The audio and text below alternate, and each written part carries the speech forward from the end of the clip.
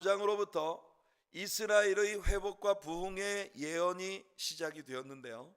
이제 36장 이스라엘의 회복의 선언이 본격적으로 이루어지는 그런 예언의 말씀이 우리 앞에 펼쳐져 있습니다.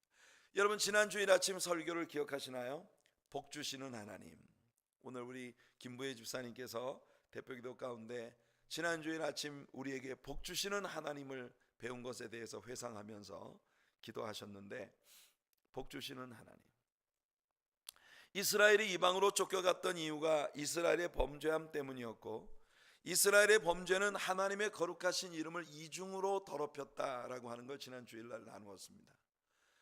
하나님은 이제 이스라엘을 다시 회복시키심으로써 이스라엘이 더럽힌 하나님의 이름을 하나님 자신이 다시 영화롭게 하시겠다고 하는 것이 하나님의 계획입니다. 저는 하나님께서 우리를 축복하실 때 우리의 복된 삶에 하나님의 이름의 명예를 거셨다는 것이 무엇보다도 확고한 보증이 된다고 저는 믿습니다. 하나님께서 우리 잘하는 것 보고 우리에게 복 주신다고 하면 우리는 하루에도 12번씩 하나님이 주실 복을 잃어버릴 수밖에 없는 사람들이에요.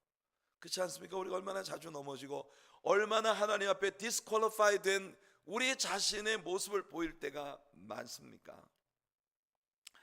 우리의 공로 때문에, 우리의 의 때문에, 우리의 크레딧 때문에 하나님께서 우리에게 복 주신다고 하면 우리는요, 그 복을 상실할 너무나 많은 찬스를 가진 사람들이에요. 하지만 하나님께서는 환난 날에 나를 부르라, 내가 너를 건지리니 네가 나를 영화롭게 하리로다. 환난에 빠진 우리가 주님께 부르짖을 때 하나님은 당신 자신의 이름의 명예를 우리에게 거셨다는 거예요. 이게 얼마나 확실한 보증입니까? 하나님은 하나님의 이름의 명예를, 야, 내가 내 명예를 너한테 걸었어. 멋지지 않습니까, 여러분? 감동도 안 되시나요? 무려 우리 하나님께서 지금 여러분에게 하시는 말씀이에요. 늘 말씀드리지만 정 목사가 여러분에게 제 이름의 명예를 여러분들한테 걸었습니다. 여러분들이 속으로 생각할 때 뭐 so what? 아마 여러분들 마음속에 그런 생각이 들 수 있겠지만 하나님이 하시는 말씀입니다. 내 이름의 명예를 내가 너에게 걸었어. 내 아들아, 내 딸아.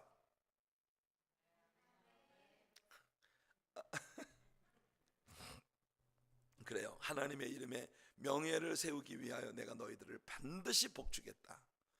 이것이 하나님 말씀입니다. 하나님은 유다의 회복에 다단계의 복을 약속하셨어요. 먼저는 영적인 회복입니다. 그들을 성결케 하는, 맑은 물로 뿌려서 그들을 정결케 하시고 주의 영을 그들 안에 부으셔서 굳은 마음을 제하고 부드러운 마음을 줄 것이며, 하나님의 성령의 능력으로 하나님의 계명들을 지키며 하나님을 영화로우시게 해드리는 그런 하나님의 사람들이 되게 하겠다. 영적, 내적 성결의 복을 약속하셨고, 그 다음에 우리가 영적으로 크게 성숙하여 우리들이 볼 때 지난날에 우리 자신이 아주 밉게 보이는 그런 새로운 성숙이 날마다 우리에게 이루어지는 그런 과정으로 나아가게 하시고, 마침내 이런 영적인 내면의 복이 이루어졌을 때 우리들에게 국가의, 물질의, 가정의, 우리의 건강의 다양한 복들을 약속하고 계신 하나님을 우리는 봅니다.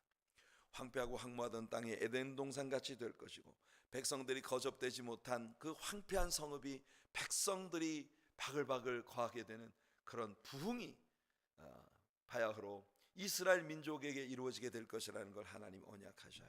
여러분, 때마침 우리 교회가 이곳으로부터 이제 정말 하나님이 주시는 새로운 둥지로 자리를 옮기려고 하는 이런 위치에 있습니다.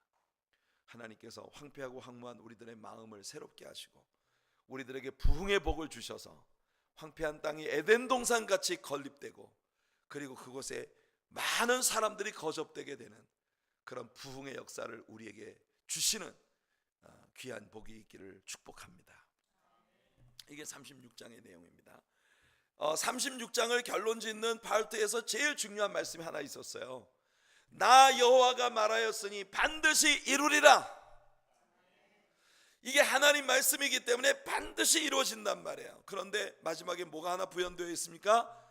그러하여도 이스라엘이 내가 이같이 하여 주기를 내게 구하여야 할지라. 아멘. 우리는 기도해야 합니다. 하나님의 약속은 분명히 우리들에게 복 주신다 하셨고, 황폐하고 황무한 땅에 에덴 동산같이 되며 백성들이 거접되지 못하던 곳에 백성들이 거접되는 그런 놀라운 부흥을 주시겠지만, 내가 이렇게 해주도록 반드시 내게 기도하여야 할지니라. 그러니까 우리는 기도해야 합니다.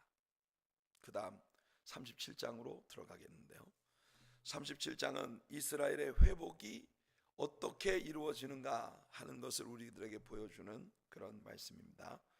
여기에서 우리는 두 가지 하나님의 비유가 담긴 예언을 우리는 봅니다. 첫 번째 예언은 여러분들이 너무나 잘 알고 계시는 골짜기에 마른 뼈들이 일어나 큰 군대가 되는 환상으로부터 왔습니다. 요거 돌아오는 주일날 아침에 저와 여러분이 함께 주일 아침 설교를 통해서 다루게 될 말씀입니다. 골짜기에 마른 뼈들이 일어나 큰 군대가 되는 것. 두 번째 예언은 뭐냐면, 두 개의 막대기가 에스겔의 손에서 합쳐져서 하나가 되는 환상을 보여주신 후에 그 환상과 잇대어 하나님께서 에스겔에게 예언을 주신 거예요. 하나님은 에스겔에게 두 개의 막대기를 취해라, 한 막대기 위에는 유다와 그 짝 이스라엘 자손이라 쓰고, 또 다른 막대기에는 에브라임의 막대기 곧 요셉과 그 짝 이스라엘을 온 족속이라 쓰고, 그 막대기를 내 손에서 둘이 합하면 이 두 개의 나무가 완전히 하나로 합쳐지게 된다는 거예요. 하나님께서 에스겔에게 시키신 대로 에스겔이 하자, 이 나무가, 두 개의 나무가 에스겔의 손에서 완전히 하나로 연합되어지는 이런 놀라운 일이 벌어졌습니다. 이것을 보시고 하나님께서 이스라엘 백성들의 회복이 어떻게 이루어지느냐, 이스라엘의, 여러분, 이스라엘이라고 하는 나라가 망할 때에는 두 개로 분립되어진 나라였습니다. 맞죠? 북왕조 이스라엘은 아수르에 멸망하고 남쪽 유다는 바벨론에 멸망했어요. 그런데 에스겔 선자에게 하나님이 이 이스라엘 민족이 어떻게 회복되느냐 하면은, 둘로 갈라져서 완전히 따로따로 망했던 이 두 나라를 하나님의 손 안에서 완전히 합하여 다시 나누어지기 이전에 다윗 왕조 때의 그 나라의 모습으로 다시 돌아가 완전히 하나가 되게 만드시는 그런 복을 주시겠다고 약속하고 계신 거예요. 여러분들, 이 말씀은 이스라엘의 역사 가운데 그대로 성취되었습니다. 이스라엘이 아수르에 멸망하고 남쪽 유다가 바벨론에 멸망할 때 두 나라는 완전히 갈려진 나라였거든요.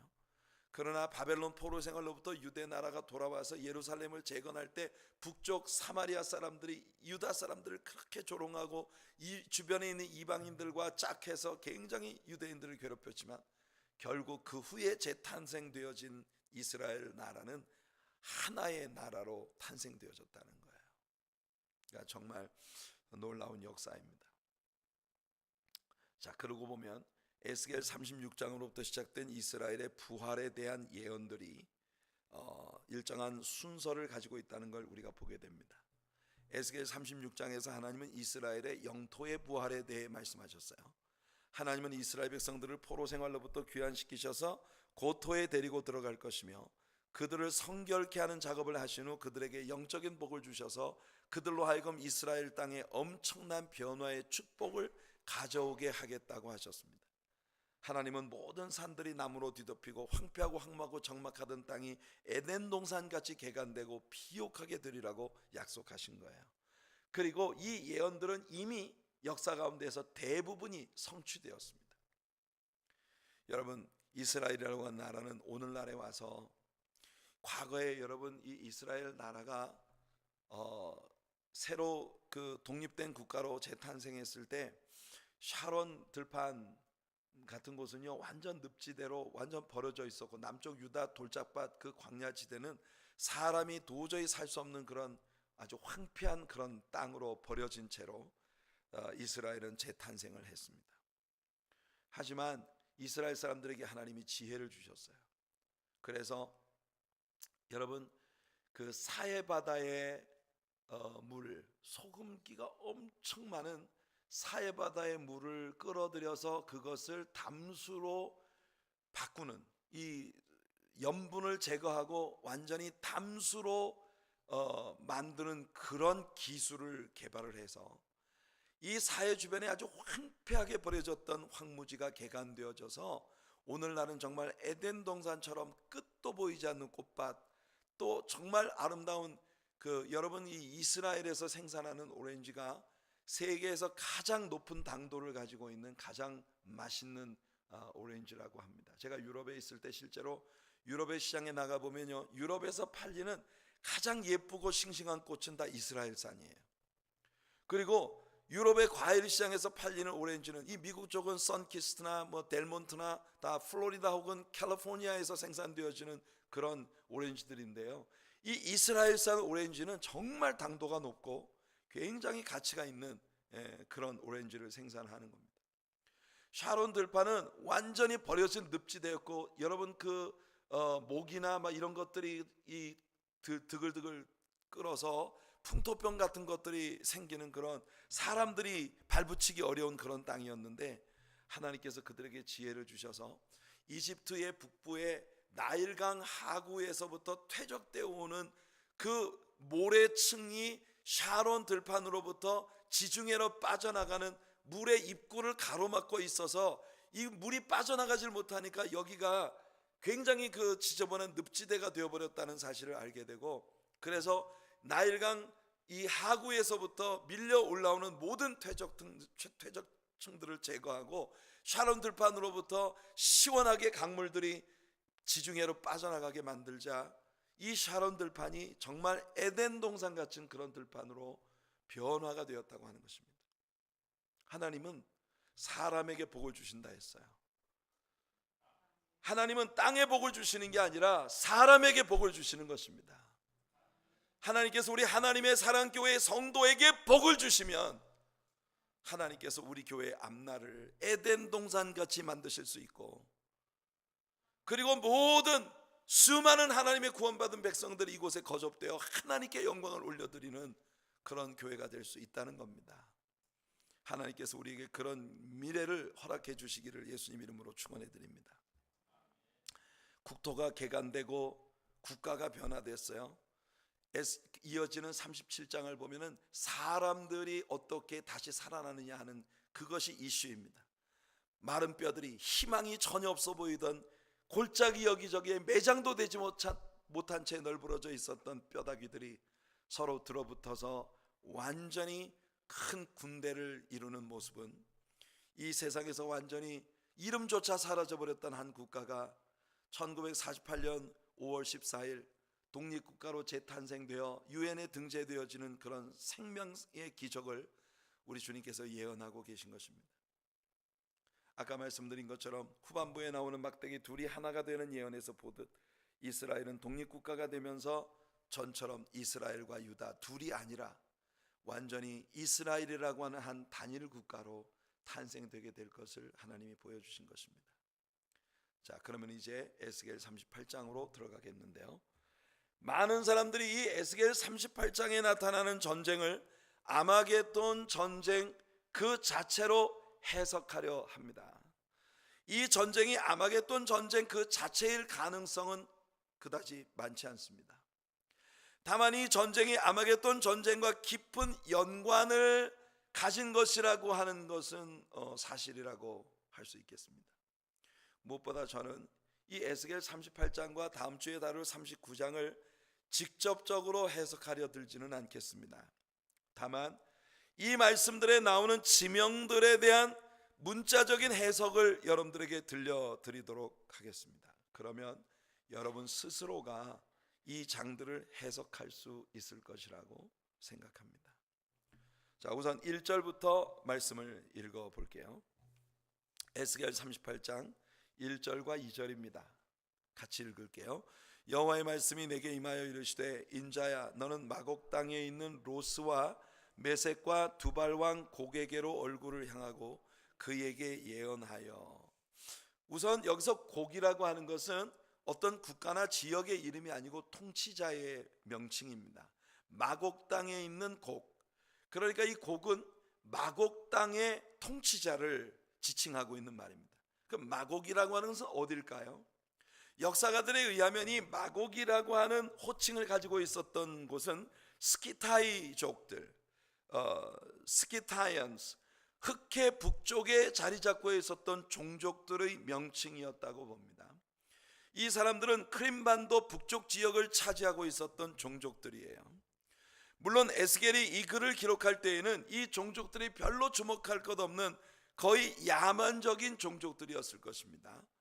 그들은 흑해와 카스피해 사이에 주로 살고 있었으니까 다름 아닌 구소련 남부 지역에 해당되는 땅인데요, 나중에 이 구소련 남부 지역들과 이란까지 이르는 그 사이에 대부분의 모슬렘 국가들인 이 국가들의 동맹으로 뉴스의 초점이 된 바로 그 지역입니다.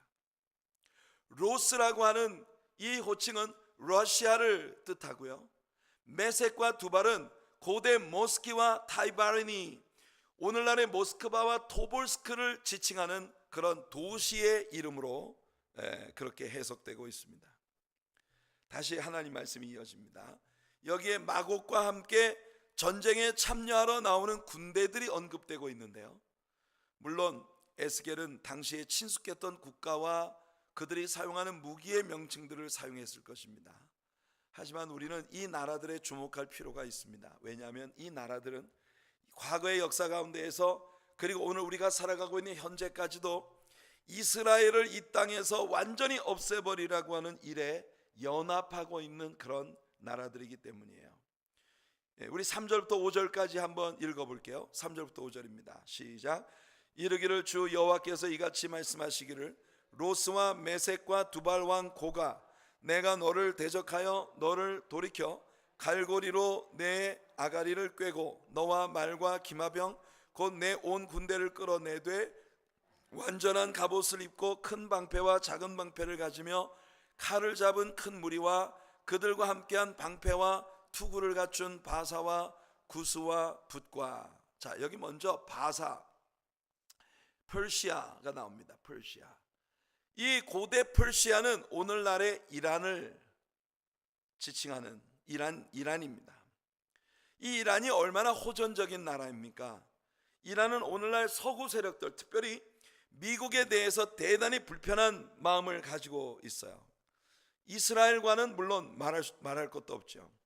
이란은 오늘날에 와서 예루살렘을 다시금 이슬람의 소유로 되돌리기 위해 주변 나라 군사들과 시시로 연합해서 무력 시위를 하고 있고, 이 거대한 미국과 맞서 핵무기를 개발을 해서 이 마지막 전쟁의 어떤 그 화약고와 같은 이런 역할을 하고 있는 그런 나라가 되었습니다.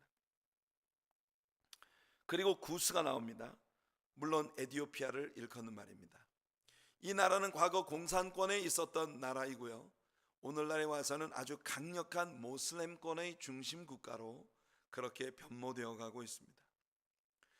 붓이라고 하는 나라가 나오는데, 이 붓이라고 하는 나라는 영어 성경들을 보면 리비아라고 번역이 되어 있습니다. 오늘날의 리비아를 일컫는 그런 나라의 이름입니다. 6절을 한번 같이 읽어보겠습니다. 6절 시작. 고멜과 그 모든 때와 북쪽 끝의 도갈마 족속과 그 모든 때 곧 많은 백성의 무리를 너와 함께 끌어내리라. 여기서 너는 누굴 말하느냐면 앞에 미리 설명되었던 이 흑해와 카스피해 사이에서 자리 잡고 있다가 지금 모슬렘들의 연합 국가로 이렇게 형성이 되어가고 있는, 구소련이 붕괴되면서 이 모슬렘 연합 국가로 형성이 되어가고 있는 그 지역의 나라들, 그리고 러시아, 아까 이야기한 모스크바와 토볼스크, 이런 이 지역들, 그곳에 있는 사람들을 일컫는 겁니다. 그들이 너와 함께 그들을 끌어내리라 그랬어요. 이 무리들을. 고멜은 터키 북방에 위치하고 있었던 지역입니다.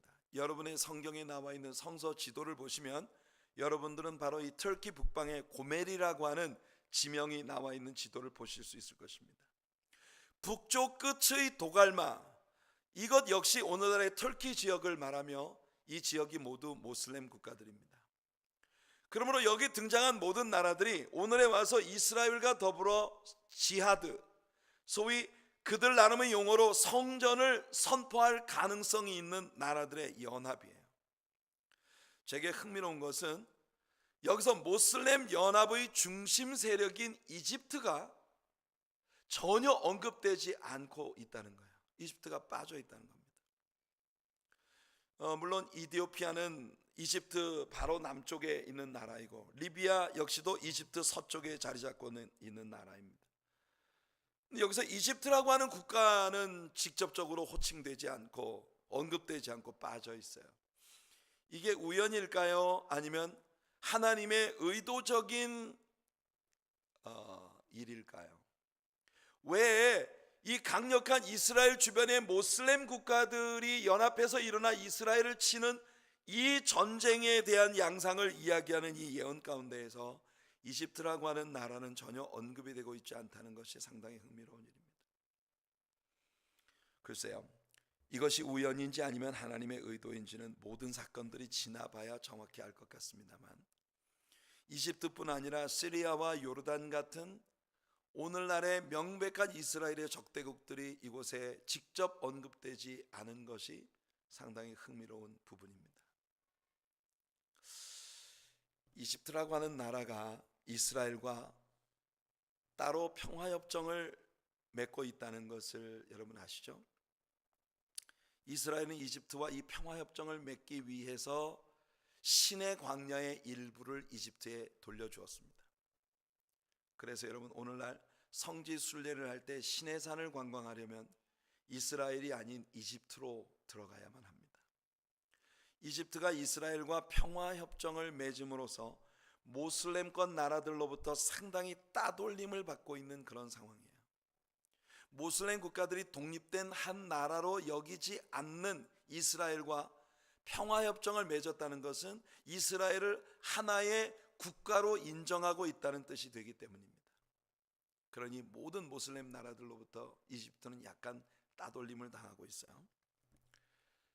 시리아라고 하는 나라도 지속적으로 이스라엘과 평화협정을 가지려고 노력하고 있습니다. 이스라엘도 골란 하이츠, 여러분 우리가 도피성을 배울 때 배웠죠? 이 골란 고원 지대가 원래 시리아의 소유였는데 6.1 전쟁으로 이스라엘이 그 잃어버렸던 옛 영토들을 차지할 때 시리아로부터 빼앗은 지역입니다. 그래서 이 골란 고원 지대는 이스라엘과 시리아 사이에 굉장히 크고 작은 분쟁이 항상 끊임이 없는 그런 땅이었는데, 시리아의 이 골란 고원을 돌려주는 조건으로 시리아와 평화협정을 맺으려고 시도하고 있어요. 하지만 그것 때문에 이 나라들이 이 리스트에서 빠진 것인지는 정확히 알 수 없습니다. 어떻든 지금 모슬렘, 이스라엘 주변의 모슬렘 연합 나라들 가운데 이렇게 중요한 역할을 하는 나라들이 이 성경의 직접적인 언급에서 빠져 있다는 것은 상당히 흥미로운 부분이에요. 어쩌면 오늘날 역사 가운데 벌어지고 있는 이와 같은 양상을 미리 에스겔 시대에 예언적으로 반영하고 있는 것이 아닐까 생각해 보지만, 정확한 추이는 모든 역사가 지나고 난 후에나 우리가 정확히 그거였구나 라고 말할 수 있을 것이라고 생각합니다. 하지만 오늘을 살아가는 우리들로서는 상당히 흥미로운 그런 부분 중에 하나입니다. 여러분, 이 나라들은 이스라엘과 일종의 평화 협정이 있지만 동시에 아랍 연합과의 동맹 관계는 이스라엘과 평화 협정에 우선됩니다. 그 말은 아랍권의 나라 중 하나가 이스라엘과의 전쟁에 휘말리게 되면 이 나라들은 모슬렘 나라들의 편이 되어야 하는 것이 의무로 묶여있는 상황이라는 거예요. 그래서 이 리스트에 반드시 포함되었어야 할 것 같은 이라크, 바벨론 이런 나라들이 빠져 있다는 것도 상당히 흥미로운 부분인데요. 일단 다음 절을 봅시다. 7절 8절을 읽어보겠습니다. 시작. 너는 스스로 예비하되 너와 네게 모인 무리들이 다 스스로 예비하고 너는 그들의 우두머리가 될지어다. 여러 날 후 곧 말년에 내가 명령을 받고 그 땅 곧 오래 황폐하였던 이스라엘 산에 이르리니 그 땅 백성은 칼을 벗어나서 여러 나라에서 모여 들어오며 이방에서 나와 다 평안히 거주하는 중이라. 여러분, 이스라엘이 AD 70년 로마에 파멸당한 후 이스라엘 산악지대와 광야들은 오랫동안 황폐하게 버려져 있었어요. 이미 제가 여러분들에게 말씀드린 것처럼 에스겔 36장의 예언대로 그 땅들은 모두 다시금 비옥하게 변화되어 에덴 동산처럼 되었습니다. 거의 2000년 가까운 세월을 버려져 있었던 땅들이 이처럼 비옥하게 변한 거예요. 그래서 여기 이스라엘이 이방으로부터 나와서 평안히 거하는 중에 이 전쟁이 일어나게 될 것이라고 말씀하고 있는데요, 물론 이스라엘이 하나의 독립국가가 된 이래 단 한 번도 진정한 의미의 평화를 누린 적이 없다는 걸 우린 모두 알고 있습니다. 하지만 이 구절에서 평안히 거한다고 할 때 평안이라고 하는 이 단어가 히브리어의 사전적 의미가 확신 가운데라는 의미로 해석될 수 있다는 겁니다. 이스라엘은 비록 정치적으로 평안하진 못하지만 세계 어느 나라보다도 확신 가운데 자신만만하게 서 있는 그런 나라예요. 9절부터 11절까지 보면 흥미로운 이야기가 나옵니다. 한번 읽어볼게요. 9절부터 11절 시작. 내가 올라오되 너와 내 모든 때와 너와 함께한 많은 백성이 광풍같이 이르고 구름같이 땅을 덮으리라. 주 여호와께서 이같이 말씀하셨느니라. 그날에 내 마음에서 여러 가지 생각이 나서 악한 꾀를 내어 말하기를 내가 평원의 고을들로 올라가리라. 성벽도 없고 문이나 빗장이 없어도 염려 없이 다 평안히 거주하는 백성에게 나아가서. 글쎄요, 아마도 에스겔 시대에 살고 있던 에스겔로서는 오늘날의 현대 예루살렘의 환상을 보았다면 아마 이렇게 표현할 수밖에 없었을 거예요. 왜냐하면 에스겔 당시에는 한 백성들이 거주하고 있는 도시는 이 성읍으로, 견고한 성으로 둘러싸여 있고 문빗장을 단단히 두는 성문이 항상 굳게 닫혀 있는 것이 에스겔 시대의 한 도성의 모습이었던 것입니다. 하지만 오늘 현대 사회에서 이렇게 탄탄한 성벽에 둘러싸인 도시를 여전히 유지하고 있는 나라는 거의 없습니다. 솔로몬 때 건축되어진 성벽으로 쌓여있던 고대 예루살렘 지역을 제외하고는 이 예루살렘이 오늘날에 와서는 굉장히 확대가 되어져서 엄청난 큰 도시가 된 거예요. 과거에 솔로몬 성곽이 있었던 그 지역으로부터 외곽 지역으로 나가면 성벽이 전혀 없이 오늘 보통 다른 나라들의 현대 도시들 중 하나와 같이 되어버린 것입니다. 쉽게 여러분들이 이해할 수 있기 위해서 서울을 한번 연상해 보세요. 옛날에는 사대문을 연결짓는 성벽들이 서울을 감싸고 있었습니다. 하지만 지금은 남대문 바깥쪽으로 저 동작동 넘어 서울대공원까지도 지금은 다 서울이에요. 서대문 저 바깥쪽으로 불광동을 지나 문산 가까운 지역까지 지금은 다 서울로 편입이 되어 있습니다. 동대문 바깥쪽으로 거의 의정부 근처까지 다 지금은 서울이에요. 행정구역이. 강남 이남 지역은 뭐 말할 것도 없죠. 그런 의미입니다. 과거에는 성곽과 성문으로 둘러싸여 있었던 이런 것이 도시의 모습이었는데 에스겔이 환상 중에 본 예루살렘의 모습은 성곽이나 성문 같은 것이 전혀 없이 아주 평안하고 안연하게 거하는 그런 에스겔 시대의 사람으로서는 이해하기가 어려운 그런 도시의 모습을 가지고 있었을 테니까요. 성벽도 없이 확신 가운데 자신만만하게 거하고 있었던 백성들, 그것이 현대 이스라엘의 모습을 이야기하는 것인데 그들에게 정말 메뚜기 떼처럼 어마어마한 병력이 달려들어서 싸움을 벌이는 이런 전쟁이 여기에 예고되고 있는 것입니다. 12절을 한번 볼까요? 12절을 보시면 물건을 겁탈하며 노력하리라 하고 내 손을 들어서 황폐하였다가 지금 사람이 거주하는 땅과 여러 나라에서 모여서 짐승과 재물을 얻고 세상 중앙에 거주하는 백성을 치고자 할 때, 여기 이스라엘이 다양한 방식으로 묘사되고 있는 걸 봅니다.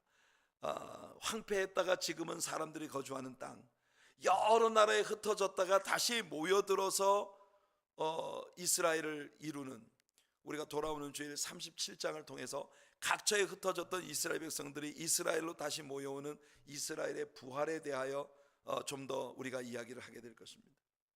짐승과 재물들을 얻고 세상의 중앙에, 여러분 이스라엘은 어떤 나라라도 세계 지도를 쫙 펼쳐 놓으면 제일 가운데 있는 바다가 지중해예요. 그래서 그걸 지중해라고 합니다.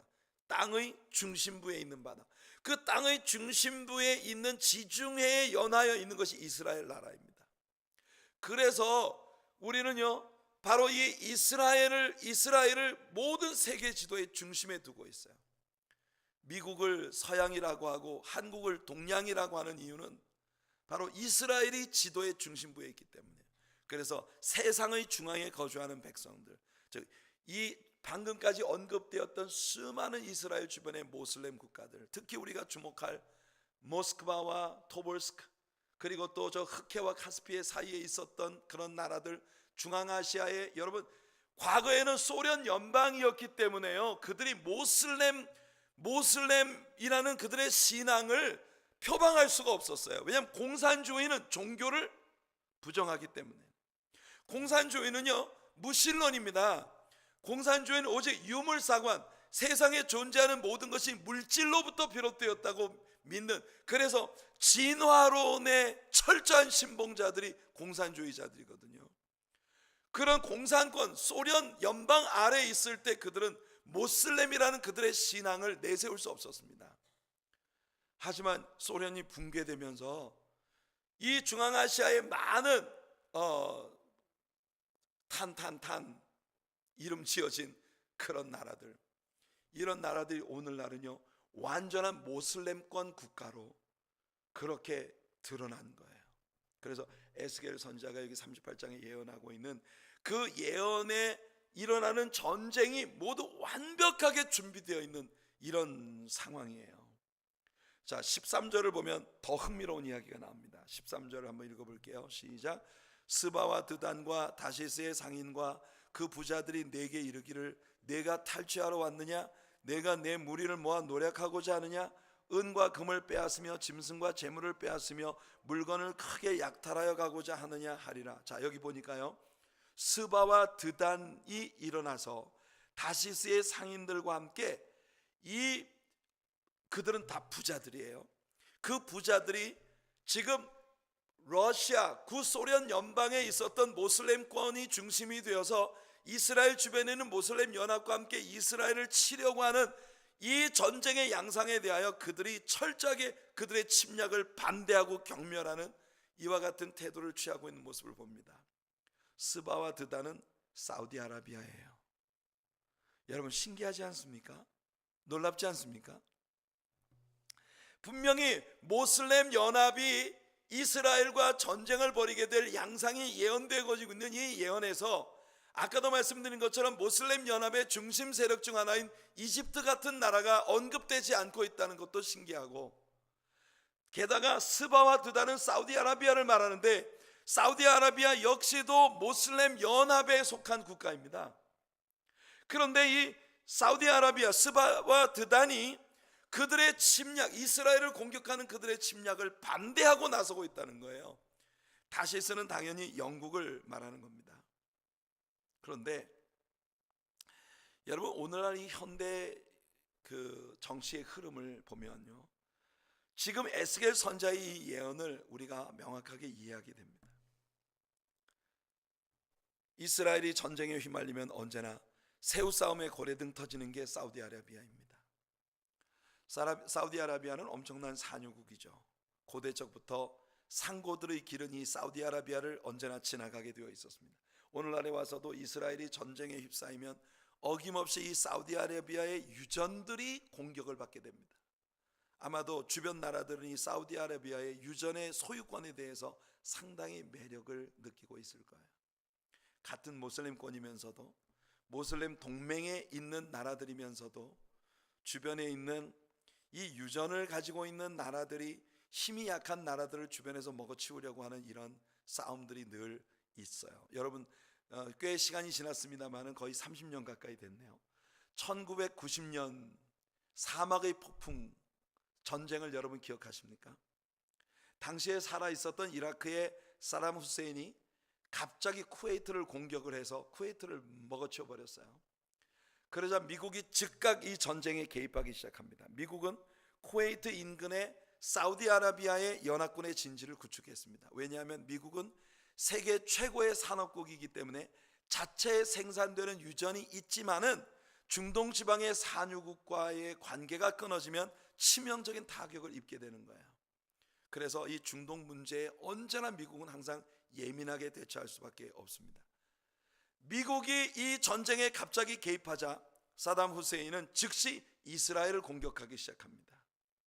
이스라엘은 사실 이 전쟁에 아무 역할도 하지 않았어요. 그냥 가만히 있는데 갑자기 이스라엘을 공격하는 거예요.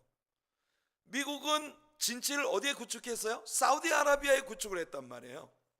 사우디아라비아는 이라크와 내내 같은 다 모슬렘권 국가이기 때문에 사우디아라비아를 공격하는 게 아니라 이 연합군 진지를 구축한 사우디아라비아가 아닌 이스라엘을 계속 공격하는 거예요. 그 이유가 뭔지 아십니까? 이 모슬렘 연합들 사이에는요, 그 연합 회원 국가 중에 어느 나라라도 이스라엘과 전쟁이 벌어지면 모든 모슬렘 동맹 속에 있는 나라들이 이스라엘과 싸우는 그 전쟁에 다 뛰어들게 조약이 맺어져 있는 거예요. 그러니까 사담 후세인은 계속 이스라엘을 공격하는 겁니다. 그래서 미국이 이런 전쟁이 벌어질 때마다 이스라엘을 좀 참아라 제발 이 전쟁에 뛰어들어 대포 한 방이라도 쏘는 날이면 끝장이다. 그건 언제라도 어쩌면 3차 대전을 연상케 하는 그런 전쟁이 벌어질 그런 일촉즉발의 위기가 항상 그곳에 도사리고 있는 그런 상황이죠. 만일 이스라엘이 전쟁에 개입하기만 하는 날이면 미국은 사우디아라비아로부터 철수해야 합니다. 사우디아라비아는 모슬렘 연합에 속해 있기 때문에. 자, 이런 이유로 사우디아라비아는 중동에서 특히 이스라엘 중심으로 전쟁이 벌어지는 걸 가장 싫어하는 나라입니다. 성경의 예언은 매우 흥미롭습니다. 우리는 성경이 예언하고 있는 거의 비정상적이어 보이는 이런 그림들이 오늘날 현대 사회에 와서 굉장히 복잡다단한 정치적인 이유들과 경제적인 이유들과 맞물려서 성경의 예언 그대로 벌어지고 있는 그런 모습을 우리는 보고 있는 거예요. 스바와 드단, 즉 사우디아라비아와 함께 무슬림 국가들의 이스라엘 공격을 반대하는 또 한 나라가 여기 언급되는데 다시스입니다. 아까도 말씀드린 것처럼 이 다시스는 오늘 현대 영국을 의미합니다. 요나가 아수르의 수도인 니느웨로 가라는 하나님의 명령을 거역했을 때 그가 당시에 땅 끝이라고 여기고 있었던 다시스로 가는 배를 집어탔던 것을 우리는 기억합니다. 그때 당시에는 사람들이 지구가 둥글다는 걸 알지 못했기 때문에 대서양이 지구의 서쪽 끝이라고 믿었던 거예요. 이 바다를 끝까지 가면 낭떠러지에 떨어져 버린다고 믿고 있었기 때문에 그래서 그들은 영국이 지구의 끝이라고 여기고 있었던 것입니다. 그런데 다시스의 상인들, 이 상인들이라고 하는 말이 여러분 그 말 뒤에 킹 제임스 버전에 보니 한글에 번역되지 않은 단어가 나옵니다. 그게 뭐냐면요, 킹 제임스 버전을 보면 이 구절이 이렇게 돼 있어요. The merchants of Tarshish, the young lions thereof. 그 다시스의 상인들 그리고 다시스로부터 나온 젊은 사자들. 이 말에 대해서 많은 성경학자들은 여기 영국으로부터 나온 사자, 젊은 사자, 이것은 바로 미국을 지칭하는 예언일 가능성이 크다고 보고 있는 것입니다. 왜냐하면 미국은 영국으로부터 건너온 젊은 사자이고 온 세계의 상권을 장악하고 있는 상인들의 나라, 상고들의 나라 아니겠습니까? 그리고 이들이 사우디아라비아와 함께 모슬렘권의 이스라엘 공격을 극도로 반대하고 있는 세력을 형성하고 있으니까 이 에스겔의 이 예언은 오늘날 우리들의 사회에서 너무나 적확하게 이루어져 가고 있다는 것을 우리들에게 보여주는 거예요. 자, 14절과 15절 한번 읽어보겠습니다. 시작. 인자야, 너는 또 예언하여 고객에게 이르기를 주 여호와께서 이같이 말씀하시기를 내 백성 이스라엘이 평안히 거주하는 날에 내가 어찌 그것을 알지 못하겠느냐. 내가 내 고국 땅 북쪽 끝에서 많은 백성 곧 다 말을 탄 무리와 능한 군대와 함께 오되. 여러분들이 지도를 보신다면 예루살렘으로부터 똑바로 북쪽으로 올라가면 모스크바가 나온다는 것을 발견하실 거예요.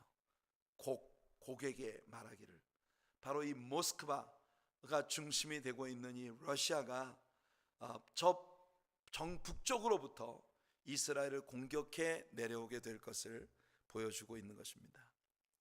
자, 구름이 16절이에요. 같이 읽을게요. 시작. 구름이 땅을 덮은 같이 내 백성 이스라엘을 치러 오리라. 고가 끝날에 내가 너를 이끌어다가 내 땅을 치게 하리니 이는 내가 너로 말미암아 이방 사람의 눈앞에서 내 거룩함을 나타내어 그들이 다 나를 알게 하려 함이라. 그래서 하나님께서 의도하신 전쟁이라는 걸 분명히 합니다.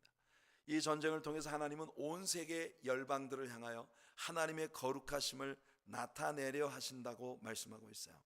자, 17절과 18절 한번 읽어보겠습니다. 시작. 주 여호와께서 이같이 말씀하셨느니라. 내가 옛적에 내 종 이스라엘 선지자들을 통하여 말한 사람이 내가 아니냐. 그들이 그때 여러 해 동안 예언하기를 내가 너를 이끌어다가 그들을 치게 하리라. 그날에 곡이 이스라엘 땅을 치러 오면 내 노여움이 내 얼굴에 나타나리라. 주 여호와의 말씀이니라. 우리는 역사 속에서 하나님께서 이스라엘이 연루된 전쟁에 직접적으로 개입하신 수많은 사건들을 성경을 통해 배웁니다. 어떤 때는 하늘에서 우박이 내려 적들을 쳤고, 때로는 불이 내려와서 적들을 삼켰고, 어떤 때는 재앙이 적들 안에 큰 혼돈을 일으켜서 자기들끼리 서로 죽이게 하는 그런 전쟁도 있었습니다. 이런 일들은 수없이 많았고, 하나님은 또다시 비슷한 양상으로 이스라엘을 위하여 이 전쟁에 개입하겠다고 하시는 거예요. 여기 하나님께서 이 전쟁에 개입하실 수 있는 방편들이 나열되고 있는데, 우리가 19절부터 23절까지 읽지 않겠습니다만, 이 말씀에 보면은 하나님의 맹렬한 질투와 노여움으로 이 전쟁에 하나님께서 개입하실 때 지진이 일어나고 바다의 고기들과 공중의 새들과 들의 짐승들과 땅에 기는 모든 벌레와 지면에 있는 모든 사람이 내 앞에서 떨 것이라. 이 엄청난 자연재해로 말미암아, 여러분, 자연재해가 벌어지면 제일 먼저 반응하는 것이 바로 이 산속에 있는 동물들입니다. 산이 무너지고 절벽이 떨어지고 모든 성벽이 땅에 무너지고 전염병과 피로 심판하고 쏟아지는 폭우와 우박덩이와 불과 유황으로 하나님께서 이 전쟁에 개입하실 것이라고 하나님께서 말씀하시고 계신 것입니다. 여러분, 특별히 여기 하늘로부터 이 큰 유황 불이 떨어진 비 쏟아지듯이 그렇게 쏟아지는 그런 모습을 하나님께서 암시하고 계시는데요. 여러분, 과학자들은 1년에 적어도 3차례에서부터 10차례 정도까지 지구가 유성과 충돌할 찬스가 있다고 보고하고 있습니다. 화성과 목성 사이에 위치한 행성들이 때로 궤도를 벗어나서 지구의 궤도로 뛰어들고 있기 때문이라고 설명이 되고 있는데요. 언제 이런 행성들과 지구의 충돌이 일어날지 알 수 없다고 경고하고 있는 겁니다. 가장 큰 행성과의 충돌의 위험이 있었던 것이 지금으로부터 30년 전쯤이었는데, 목성으로부터 궤도를 이탈한 엄청난 행성과 지구의 충돌의 위험이 있었다고 합니다. 그때 이 행성이 지구에 1000만 마일까지 근접해 왔었다고 말을 하고 있는데요. 여러분들이 생각할 때 1000만 마일 하면 그렇게 먼 곳을 지나갔는데 뭘 이렇게 호들갑을 떨어라고 생각하실지 모르지만, 이 행성들이 우주를 유영하고 있는 속도를 감안한다면 이건 정말 위험천만한 일이라고 말할 수 있습니다. 이런 사건도 사실 모든 일이 지나고 난 후에야 사람들에게 알려진다는 거예요. 아마겟돈이라는 영화가 있었던 것을 기억하십니까? 브루스 윌리스가 주연했던 영화였는데, 여러분, 그 영화에 보면은 한 우주의 행성이 지구와 충돌을 할 위기에 빠졌을 때 우주선을 타고 가서 원자폭탄을 그 행성에 설치를 해서 이 별을 파괴시켜서 이 별의 파편이 지구를 가운데다 두고 지나가게 만드는 그런 작전을 펼치는 영화가 있었습니다. 여러분, 이런 류의 헐리우드 영화가 괜히 나오는 게 아닙니다. 사랑하는 성도 여러분, 오늘 우리는 오랜만에 상당히 성경의 예언들에 대하여 흥미로운 부분들을 다루었습니다. 오늘 이야기한 것을 여러분들은 들으면서 이게 대체 뭔 소리를 하는 거야? 이게 우리들하고 무슨 상관이 있어? 라고 생각하실지도 모르겠지만, 오늘 이 설교는 여러분들이 유튜브를 통해서 몇 번이고 들으면서 오늘 우리들의 시대에 벌어지고 있는 이 세계적인 양상을 한번 염두에 두고 지금 하나님의 예언이 어떻게 흘러가고 있는가 하는 것을 한번 살펴보시기를 바랍니다. 돌아오는 주일날 우리는 37장에서 이스라엘의 회복에 대한 예언들을 다시 다루게 될 것이고, 제가 총회에 참석하기 위해서 다음 주일이 지나고 난 후에 밴쿠버를 다녀오게 되는데요. 밴쿠버에 다녀오고 난 그 다음 주에 우리가 이제 에스겔서에 이 마지막 전쟁에 관련된 부분에 대해서 좀 더 디테일을 우리가 이야기하도록 하겠습니다. 예. 굉장히 지루한 공부였나요? 여러분들은 지루하셨는지 모르겠는데 저는 성경을 공부하면서 이런 부분들을 공부할 때 정말 굉장히 가슴이 떨리고 많은 정말 흥분이 되었습니다. 우리 예수님이 오실 날이 정말 코앞에 다다랐다고 하는 것을 오늘 세상에 벌어지고 있는 이 마지막 전쟁의 양상, 이 양상들이 우리들에게 보여주고 있어요. 여러분, 우리 깨어있어 기도하고 언제나 하늘을 우러러보며 주님 다시 오실 그날을 믿음으로 바라보는 그런 우리 재림신앙을 가진 성도님들로 살아가는 저와 여러분들이 되기를 예수님의 이름으로 축복해 드립니다.